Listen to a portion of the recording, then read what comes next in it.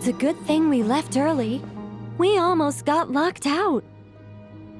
Locked out? What do you mean? Oh, you haven't heard? An invisible barrier has appeared around Sumeru's borders, cutting off all travel in and out. No one can leave and no one can enter. Sumeru has become a lonely island. Are the Fatui behind this too? Actually, no. This has nothing to do with them. I suspect it's a defense mechanism within Irminsul itself.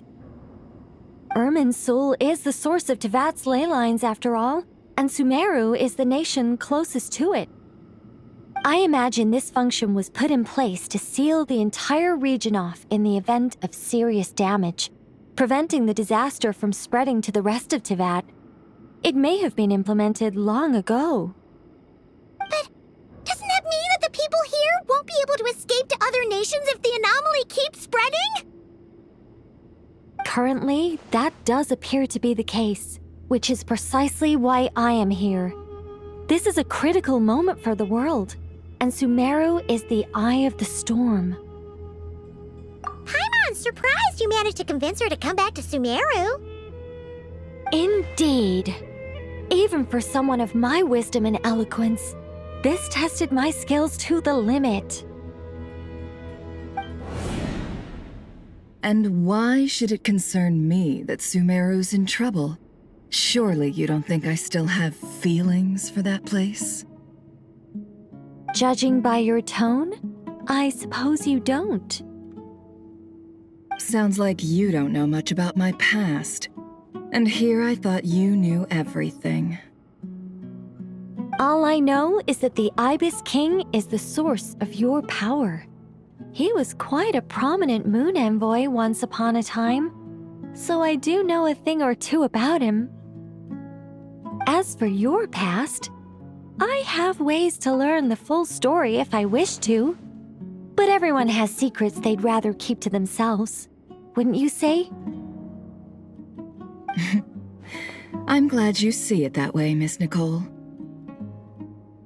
I've chosen to call Nodcry home, which is why I did my part in its hour of need. That doesn't mean world savings become a habit with me. I have no particular desire to play hero in Sumeru, thank you. I understand. Human emotions do not appear and disappear without cause. There is always a reason to be found behind both salvation and destruction. Still, if time has taught me anything, it's that human emotions are often complex and in conflict. That's why people change their minds about things all the time. But that's where we angels come in. Our duty ultimately is to guide people towards their deepest, truest desires and help bring them to fruition. So I wish to hear about your past, because I do not believe you are motivated by hatred alone. And if we still arrive at different conclusions in the end, that's okay. I refuse. Wait, what? But I set the atmosphere and everything. Isn't this supposed to be the moment when we finally open up to one another? Is it? Maybe I'm not so good at reading the atmosphere. You're right, Nicole. There's more to me than just hatred. Had it consumed me, I'd be left stuck in the past forever, never living in the present. But I don't think that your guidance can change my mind. The all-consuming sands, the bloodshed, both deserved and undeserved. Those old emotions cling to me like a shadow. Do you wish to shake them off? No. I hope to remember them forever. Those emotions and memories shaped me into the person I am today. They'll always be a part of me. In that case, would you like to hear my perspective, at least? Sure. It's not every day you get to hear an angel's opinion. A long, long time ago, when the angels still walked freely upon the earth, I found life tedious. Monotonous work, lukewarm relationships. Things weren't nearly as interesting as they are now. And yet, since the angel's demise, I have found myself missing those days on more than one occasion. Human emotions are often attached to a person, a place, or an object. When those things are gone, the memories quickly fade, and the emotions slip away along with them. If Sumeru were destroyed, both rainforest and desert would be no more. With the object of your hatred wiped from existence, it would not take long for the memories buried deep in your heart to slowly fade. Both love and hate are intense emotions, but they are nothing compared to the void left behind when they disappear. Most sophisticated, Miss Nicole. But anyone focused on the future could only ever applaud the destruction of the things they hate. Still, I'm a special case. Someone once told me that human memory is more selective than a Mora-hungry merchant choosing between customers. We all need a reality check once in a while, so we don't forget the truth. As much as I dislike Sumeru, this is no way for it to perish. All right, you win. I'll help you out a little, but I won't work for free. How much will you need? You're not gonna milk this for all it's worth, are you? What do you think? I'll be upfront with you. I don't have much more on me. If that's what you need, I could borrow some from Alice. Or perhaps I could pay in sculptures. The ones I carve are actually worth quite a lot. Just cover my travel expenses. Huh? Is that all? That's all. Given all the people I owe favors to, I can just about justify a trip to Sumeru. Yehoda! Here, boss! What do you need?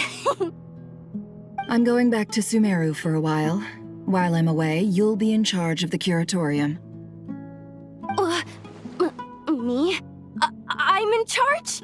Whoa! Don't worry, boss. You can count on me! And that was how the ingenious Angel Nicole brought you the perfect person for the job in your hour of need. Hip hip hooray! That was far more detailed than necessary. Not lacking in embellishment either. I never thought I'd return. Especially not the desert. But life doesn't always go as planned, I suppose. What's Candace up to?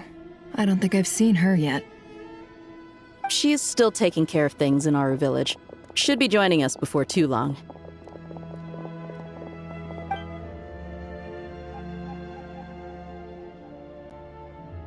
Oh, and sorry. Hope we're not interrupting anything.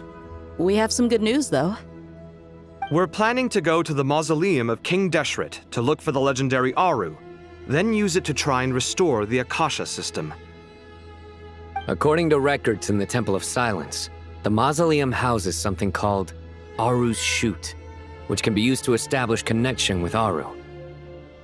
We still have some time before we leave, so there's no rush. By the way, who are these two new faces? Just call me Nefer. I'm based in Nodcry.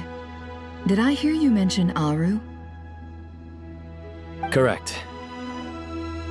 Well, I happen to have a connection with one of the 3 retainers imprisoned inside, the Ibis King. I'm here to get things done, so if you don't mind, I think I should come with you. That sounds perfect. Miss Nefer, are you from the desert by any chance? Why do you ask? I don't know. There's a familiar air about you. Plus, you mentioned Candace. Sorry, I don't mean to pry. It was just a random thought. I'm Dia, an eremite mercenary. My work usually keeps me out in the desert. I'm on good terms with Dory, and she's mentioned you all before. It's nice to finally put faces to the names. However, my associate here is probably less well acquainted with you. Why don't you all introduce yourselves? Actually, I'm a little better acquainted than you might think. Huh? Huh. Are my eyes playing tricks on me? It looked like you spoke without moving your mouth. Ventriloquism. I have heard. What is it, Collei? It's you! You're the voice who's been speaking in my head, aren't you? You encouraged me to report my dreams to the Dendro Archon, and got me to recite that magic prayer. Mm-hmm. I have many titles, but let's go with the most pertinent one. I am Nicole Rain, an angel who has lived since ancient times. An angel? Sounds like a big deal, but, what exactly is an angel? Oh, Well, we're a rather long-living race of beings. Not gods, technically, but we can still tell you a lot of stories from ancient history. Yep! And she's also an amazing sculptor! You could say she's a real creative type. Well, ma'am, if both the Traveler and Paimon give you rave reviews, you must be pretty impressive. Oh, please don't call me ma'am. I find it so awkward when people get too formal with me. Just relax and be yourselves. No need to be nervous. Miss Nicole, if it's okay, could I ask you a few questions? Yes, you may. I can see your heart is filled with confusion, and you are desperate for answers. I also know which questions you want to ask me. Why did you dream of Sumeru City in disarray? Why did those verses soothe the djinn only when recited by you? I can guide you to the truth, but it involves a personal secret of yours. I'd prefer to speak with you alone, if possible.